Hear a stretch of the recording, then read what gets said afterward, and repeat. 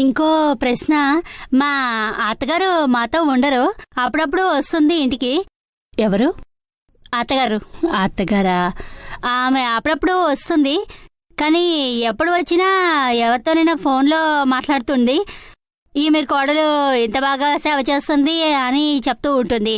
అప్పుడు నేను మాత్రం ఏమీ అనను ఎదురుగా, కానీ మనసులో మాత్రం చాలా బాధగా ఉంటుంది.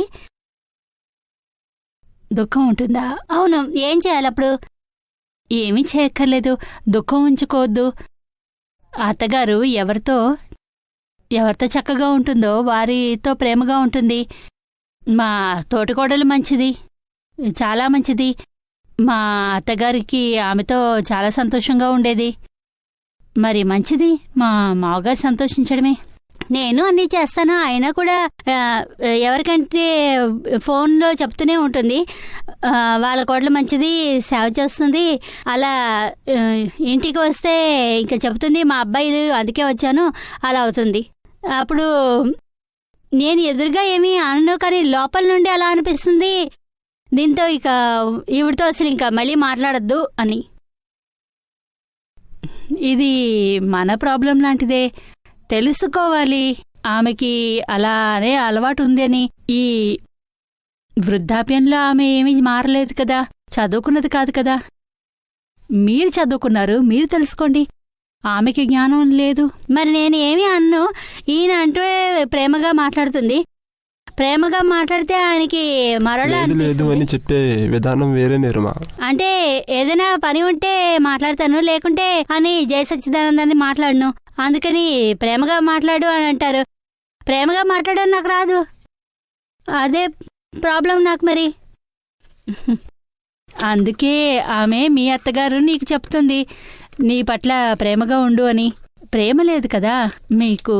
ఆమె మిత్రులు కూడా చెప్తుంటారు ఆమెకి. బహుశా ఆమెలో దోషం కనిపిస్తుందా? ఇప్పుడు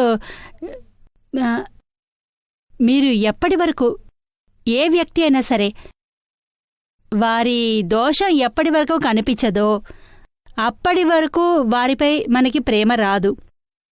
ఇంతే కాదు, మన పట్ల కూడా అలాంటి భావమే ఉంటుంది. కానీ నేను కూడా 12 సంవత్సరాల నుంచి ఎదురు చూస్తున్నాను. ఇప్పటికి 13 సంవత్సరాలు అయిపోయింది, నాకు ఇంకా ప్రేమ దొరకలేదు. చూడండి ఎలా అయిపోయాను నేను. ఇంకా ప్రేమ దొరికితే నేను నా మామగారులో అయిపోనా? ప్రేమకే విలువుంది, ఇంకో విషయానికి విలువ లేదు. ప్రపంచంలో ప్రతి ఒక్కరితో ప్రేమగా ఉండండి. ప్రేమగా ఉండడానికి ఇంకేదో చేయాల్సిన పనే లేదు. మీకు అలా బటన్ నొక్కాల్సిన పనేమీ లేదు కదా. ప్రేమగా ఉండాలి అని, ప్రేమగా మాట్లాడాలి, అలా చేయడానికి అవసరం లేదు. ఇవన్నీ ఆర్టిఫిషియల్ అవుతాయి. హృదయంతో నిశ్చయించుకో, నేను ఏ విషయంలోనూ దోషాన్ని చూడకూడదు. మరి ఆటోమేటిక్గా వారితో ప్రేమగానే ఉంటాను. ఎప్పటి వరకు మీరు తప్పులు చూస్తారో, దోషాలను చూస్తారో, మీ మనసులో ప్రేమ ఉండదు. పిల్లల పట్ల కూడా అలాగే ఉంటుంది మోహం. అందువల్ల రిలేషన్ మళ్ళీ వస్తుంది. తల్లికి పిల్లల పట్ల ఉంటుంది, పిల్లలకు తల్లి పట్ల ఉంటుంది. అందువల్ల అది నిలిచి ఉంటుంది. కోపడితే దోషం చూస్తే మోహం వల్ల జాయిన్ అవుతుంది, అటాచ్మెంట్ అవుతుంది. కానీ ఇతరుల పట్ల అలా మోహం కాకుండా ఉండడం వల్ల తేడా పెరుగుతుంది, ద్వేషం యొక్క తేడా పెరుగుతుంది. అలా అభావం, తిరస్కారం ఎన్నో పెరుగుతాయి. చూస్తుండగానే చిరాకు వస్తుంది వారి పట్ల. ఈ విషయాలన్నీ అవుతాయి. పశ్చాత్తాపం చెందుతాం వారి పట్ల. నాకు భర్త పట్ల, నా అత్తగారి పట్ల, ఎవరి వల్ల నాకు భర్త దొరికాడో అత్తగారిని పాపం ఎందుకు బాధిస్తావు? ఆమె లేకుంటే భర్త ఎలా వచ్చాడు? భర్త లేకపోతే మీరెక్కడుండేవారు?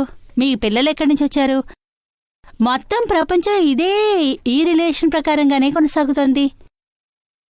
ఇక ప్రతి చోట మన బాధ్యత, భారతదేశంలో ఎక్కడికి వెళ్ళినా అక్కడ భారతీయుల అత్తగారు, కోడలు ప్రపంచంలో ఏ మూల ఉన్నా కూడా ఈ ప్రాబ్లం ఉంటుంది. జాయింట్ ఫ్యామిలీ కదా, అందువల్ల ఏవి ఉండదు.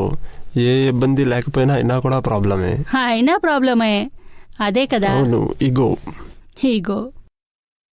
అన్ని పనుల్లో సలహాలు ఇస్తూ ఉంటుంది.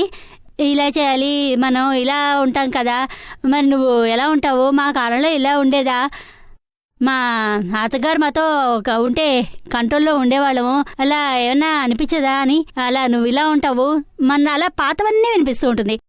ఏది చేసినా చెడుతుంది. అత్తగారు, ప్రతి అత్తగారికి అలవాటు ఉంటుంది. మొత్తం జీవితం అంతా ఇదే చూస్తుంది. ఈ సైకాలజీలో ఫిట్ అయింది ఆవిడ. మీరు పాజిటివ్ దృష్టితో ఉండాలి. పాపం మొత్తం జీవితం అంతా ఇదే చూస్తుంది చిన్నతనం నుంచి. ఈ సైకాలజీ ఆమె మనసులో నుండి వెళ్ళలేదు. మొత్తం ప్రపంచం మారింది కానీ ఆమె మనసు మాత్రం మారలేదు. మరి ఎంత లోపల ఇది ఫిట్ అయి ఉండుంటుంది. మా కాలంలో మా అత్తగారు ఇలా చేసింది, అలా చేసింది, మరి మనం కూడా అదే రిపీట్ చేస్తున్నామా ఏమిటి? నాకు కొడుకు ఎలాగో లేడు కాబట్టి తను ఎప్పుడు అత్తగారు అవ్వదు. సో తనకి ఎప్పుడు కళ్ళు తెరిచే రోజే రాదు. చెప్తుంది, బతికిపోయింది. కానీ ఇది ఆలోచించాలి. ఆమె సైకాలజీని కాస్త చదువు. మీరు చదువుకున్నవారైతే మరి ఆమె సైకాలజీని తెలుసుకోవాలి. జీవితాంతా ఆమె మనసులో ఇదే, ఆవిడ మనసులోకి చేరి ఉంటుంది. ఆమె దీన్నే నేర్చుకుంది, ఓర్చుకుంది, ఇదే చూసింది. తన జీవితంలో ఇదే చూసిందామె. మరి ఆమెకి ఈ కాలం గురించి భూమ్యాకాశాల మధ్య ఉన్నంత దూరం ఉందే. మరి నేటి కోడళ్లకు ఆమెకు ఆ కాలంలో ఉన్న పరిస్థితి, అత్తా కోడళ్ల మధ్య ఎంత తేడా ఉంది. భార్యాభర్తల మధ్య ఉండే స్థితి, ఈరోజు భార్యాభర్తల మధ్య ఉన్న స్థితి, ఈరోజు మీ భర్త మిమ్మల్ని ఎలా చూసుకుంటున్నాడు, ఎలా మీ మావగారు అత్తగారిని చూసుకుంటున్నారు. ఎక్కడైనా సినిమాకి తీసుకెళ్లేవారా, పిల్లల్ని తీసుకుని పిక్నిక్కి ఏమన్నా వెళ్ళేవారా, పార్క్కి వెళ్ళేవారా, డార్జిలింగ్ వెళ్దాము, సిమ్లాకి వెళ్దాము, ఇవన్నీ తీసుకెళ్లారా ఏంటి? ఏమీ లేదు, ఎప్పుడూ ఇంట్లోనే ఉండడమే. ఇంట్లో వంట చేయడము, గిన్నెలు తోముకోవడము, ఈ చెయ్యి ఆ చెయ్యి ఇదే పని. ఈ కాలం కోడళ్ళేమో తయారయ్యి తిప్పుకుంటూ భర్త వెనకాల తిరగడం చూసి సినిమాలు నాటకాలు చూడ్డానికి వెడుతూ ఉంటే ఆమె మనసు మండుతుంది. మరి జలసీ ఉంటుందే కదా, జలసీ ఉంటుంది. అరే, ఇవన్నీ నేను చెయ్యలేదే, ఈమె ఎలా చేస్తుంది, నా కొడుకు ఎంత డబ్బు ఖర్చు చేస్తున్నాడు, నా భర్త డబ్బు కూడా ఖర్చు చేసేవాడు కాదు. ఇవన్నీ వాళ్ళ మనసుల్లోకి వస్తూనే ఉంటాయి. ఆమె మనసులోంచి ఇవన్నీ బయటపడడం ఎంత కష్టం. మీరు కరుణతో చూడాలి.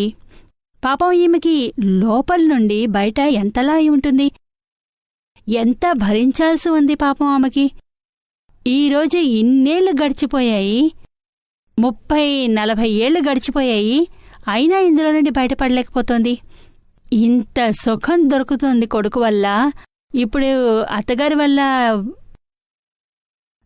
బాధని మనం మర్చిపోలేకపోతున్నాము. ఇంకా మనం కష్టపడాలి. పాపం ఆమెకి వైపు నుండి మనం చెయ్యాలి. దాంతో మనం మనసు నుండి ఈ ప్రభావం పోవాలి. ఇప్పుడు దొరికింది సుఖం, ప్రేమతో దాన్ని అనుభవించాలి. పాతవన్నీ గుర్తు చేసుకుని వర్తమానంలో దొరుకుతున్న సుఖాన్ని ఆమె చక్కగా అనుభవించలేకపోతోంది. పాపం గుర్తు చేసుకుని నేటి సుఖాన్ని కూడా పోగొట్టుకుంటోంది. తెలిసిందా? ఆమెకి మీరు ఏదైనా చెప్పాలనుకుంటే ఆమె తెలుసుకోలేకపోతోంది. తన సైకాలజీ ఏ విధంగా పాడైందో ఆమెకి ఎలా తెలుస్తుంది? మీరు తెలుసుకుని ఆమెతో ఆ ప్రకారంగా ప్రవర్తించాలి. మీరు ఆమెతో జాగ్రత్తగా ఉండాలి. చాలా చక్కగా ఎలా చేసినా ఏమన్నా మీరు ఆమె పట్ల అభావం, ఆమె తప్పుని చూడాల్సిన పనే లేదు మీకు. అలాగే అవుతుంది. ఆమె మనసులో స్క్రూ అలా ఫిట్ అయిపోయి ఉంది, అలాగే అవుతోంది. కానీ చిన్న మాటలనే ఆవిడ అడగడానికి ఫ్రీడమ్ ఉండదు. ఆమె ఏం అడగాలి అని, చిన్న విషయాల్ని ఏంటి అడగాలి అని అనిపిస్తుంది దీనికిని. కానీ దీన్ని నీ మనసు నుంచి తీసే, ఏం అడగాలి? ఇంత చిన్న విషయం వీలైతే అంత ఇంట్లో ఎప్పటికప్పుడు ఉండాలో అంత కాలం అడిగి చెయ్యి. మీ ఆయన అడిగడిగి చేయవా? కొంచెం అది కూడా అడగదా? ఇండిపెండెంట్ మైండ్ అయింది. కాస్త అడుగు. దాంతో భర్తకి నాకు కాస్త ఉంది, అత్తగారికి అనిపిస్తుంది నన్ను అడిగి చేస్తుంది, అత్తగారికి ఏమీ లేదు. మీరు ఆమెని అడిగడిగి చేస్తే ఆమె అహంకారం, ఆమె మర్యాద ఫుల్లీ సాటిస్ఫైడ్ అవుతుంది. అలా వారి ప్రాబ్లం కాస్త తగ్గుతుంది. ఎప్పుడైతే అహంకారానికి దెబ్బ తగులుతుందో ఈమె ఏమీ అడగదు అని, నాకు అసలు మర్యాదే లేదు, ఈ విధంగా ఇల్లే నాది అలా అని అదే అంటుంది. మరి ఆమె కొడుకన్నట్టుగా మీకు అనిపించడం లేదు. నా భర్త నా పక్కనే ఉండు, మా అమ్మ పక్కన ఉండొద్దు అని అనిపిస్తుంది. ఆమె వస్తే ఇంట్లో ఫ్రీడమే ఉండదు. ఫ్రీడమ్ ఏం ఫ్రీడము?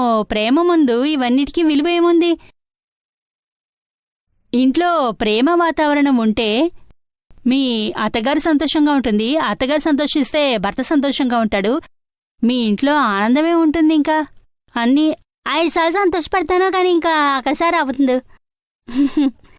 మరి క్షమించమని అడుగు, సారీ చెప్పు, మరి ఇంకోసారి జాగ్రత్తగా ఉంటానను.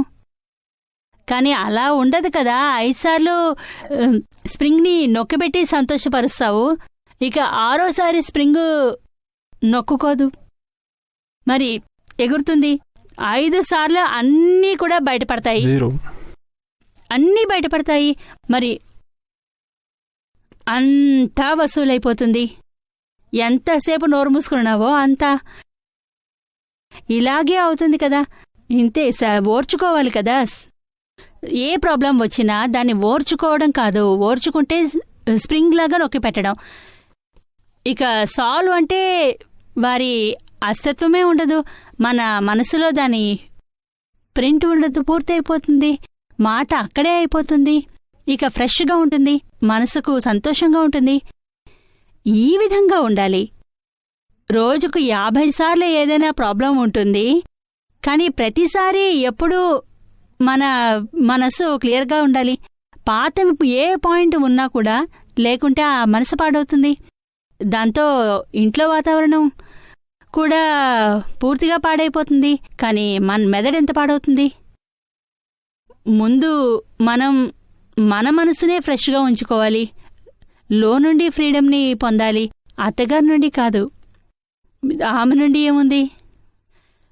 మనం మన మనసుని మనం ఇబ్బంది పెట్టకూడదు, ముక్తినివ్వాలి, ఇలా ఉండాలి. అందువల్ల మనసుని ట్రైన్ చేసుకోవడం అవసరం, దీన్ని తెలుసుకోవడం అవసరం. దాన్ని ఏ విధంగా మన మార్గం నుండి తీసుకెళ్లడానికి మనకి మొత్తం విషయాలన్నీ కూడా తెలిసి ఉండాలి. మనసు గురించి అన్నీ తెలిసి ఉండాలి. మనకి తెలిస్తే ఎంతో సులువుగా డైవర్ట్ చేయగలం, సాల్వ్ చేయగలం. మీరు ఆశీర్వదించండి, జ్ఞానం లభించాలా? తప్పకుండా, నా ఆశీర్వాదం ఎప్పుడూ ఉంటుంది నీకు. అన్నీ ఉన్నాయి. నా భావన ఏమిటంటే అందరూ సుఖంగా ఉండాలి అని. ఎంత అందమైన ప్రపంచము, ఎంత అందమైన ప్రపంచము, ఎంత మంచి భర్త, పిల్లలు, అత్తగారిది ప్లస్ పాయింట్ చూడు. ఇంట్లో ఉంటే పిల్లల్ని చూసుకుంటుంది, ప్రేమ ఇస్తుంది. మీకు అత్తగారితో ప్రాబ్లం మిగతా వారికి ఎవరికీ లేదు కదా. ఇంట్లో పెద్దవారుంటే వ్యవహారం బాగుంటుంది, పాజిటివ్ చూడు. ఇంకా వాళ్ళది చాలా బాగా సంబంధం ఉంది కదా. ఆమెకి ప్రేమ ఉంటుంది కదా. పిల్లలకి ఎప్పుడు ఇంట్లో పెద్దవాళ్లు ఉంటే వారి పట్ల చాలా ప్రేమ ఉంటుంది. పెద్దవాళ్ళకు కూడా తమ అసలు అంటారు కదా, అసలు కంటే వడ్డీ ముద్దు అని. ఎక్కువ ప్రేమ వాళ్ళ పట్లే ఉంటుంది, సంతోషంగా ఉంటారు. మనం ఎందుకు కాస్త మధ్యలో ఉండడం, పానకంలో పుడకలాగా? ప్రేమగా ఉండు. ఈ అత్త కోడళ్ళు ఇంకా అమ్మ కూతురు గొడవలు అయిపోతే ఇంకా 50% మోక్షం నాకు ఎలాగో దొరికేస్తుంది. ఇంకా 50% మీ దగ్గర నుంచి. ముందు వాళ్ళు అయిపోయిన తర్వాత ఇంకా మీ దగ్గరికి వస్తాను. వీటన్నింటినీ మీరే భరించాలి. కానీ ఏ దారినా దొరకాలి కదా. మార్గం కనుక దాని మీద నడవాలి. మార్గం నేను చెప్తాను, నెరవేర్చాల్సిన పని నీది. ఇక ఆ మార్గం నుండి నడిస్తే పని మీది. ఎక్కడికైనా మీకు ఇలాంటి మార్గంలో వెళ్ళేటప్పుడు ఇబ్బందులు ఏమైనా ఎదురైతే, కష్టాలుంటే ఎక్కడ వెళ్ళాలి, ఎలా వెళ్ళాలి అనంటే నన్ను తప్పక అడగండి. నేను మీకు చెప్పడానికి ఎప్పుడూ సిద్ధంగా ఉన్నాను. కానీ మీరు ఆ ప్రకారంగానే నడవాలి. తప్పక మీరు జీవితంలో అశాంతి కోల్పోతుంది. శాంతి శాంతి శాంతి, ఇదే ముక్తి, ఫ్రీడంలో నుండి ఉంటుంది. మనకి చింత లేకుండా, టెన్షన్ లేకుండా ఉండాలి. తిట్టడం, ఏది చేసినా కూడా ఎలాంటి ప్రభావం ఉండకూడదు మనకి. దీన్ని ఎంత మించిన ఫ్రీడమ్ ఇంకేముంది? ఇదే లోపలి ఫ్రీడమ్ని పొందాలి. ఏదీ మనకి బాధించలేదు, ఏదీ మనకి ఇబ్బంది పెట్టకూడదు. ఇదే విషయానికి విలువుంది. మిగతావి అత్తగారి నుండి ఫ్రీడమ్ లేదంటే ఎక్కడి నుండి ఫ్రీడమ్ ఉంది అసలు మీకు? మరి ఏమి పెద్ద అమ్మాయిలు కూడా పెద్దయ్యాక ఇదే సంస్కారం లభిస్తుంది. కాలేజీకి వెళ్ళిన రోజున చెప్తుంది, మా అమ్మ నాకు ఫ్రీడమ్ ఇవ్వదు, రాత్రి 10 గంటలకు ఇంటికి రావాలని చెప్తుంది, నాకేమో 2 గంటలకు రావాలనిపిస్తుంది, కాస్త పార్టీలు డిస్కోలకు వెళ్ళాలి, నాకు ఫ్రీడమ్ ఇవ్వదు అమ్మ, కాస్త డ్రింక్స్ తీసుకునే అలవాటు అయింది ఫ్రెండ్ సర్కిల్లో, కానీ నన్ను తాగనివ్వదమ్మా, నాకు ఫ్రీడమ్ ఇవ్వదు. మరి ఫ్రీడమ్కి లిమిట్ లేదు కదా. మీరు రోజులో 10 సార్లు చెప్తున్నారు అత్తగారు వచ్చినప్పటి నుంచి నాకు ఫ్రీడమ్ లేదు అని. ఇదే శబ్దం మీ పిల్లలు మీ నుండి నేర్చుకుంటారు. ఇక వారు ఫ్రీడమ్ పరిభాష ఇంకోటి అవుతుంది. ఇది ఈ కాలం ప్రకారం ఉంటుంది. మనం చెప్పిందే ఫ్రీడమ్ అనుకుంటారు. అదే పరిస్థితి మీకు ఎదురవుతుంది. మీకు ఫ్రీడమ్ శబ్దం అంటే ఇంకా చిరాకు మొదలవుతుంది. ఈరోజు ఫ్రీడమ్ అంటున్నారు, తర్వాత దానిపై ఇష్టం ఉండదు. ఇక భర్త ఫ్రీడమ్ కావాలంటే కాస్త ఇంకో గర్ల్ ఫ్రెండ్ ఉంచుకుంటే రెడీ చేయాల్సి వస్తుంది.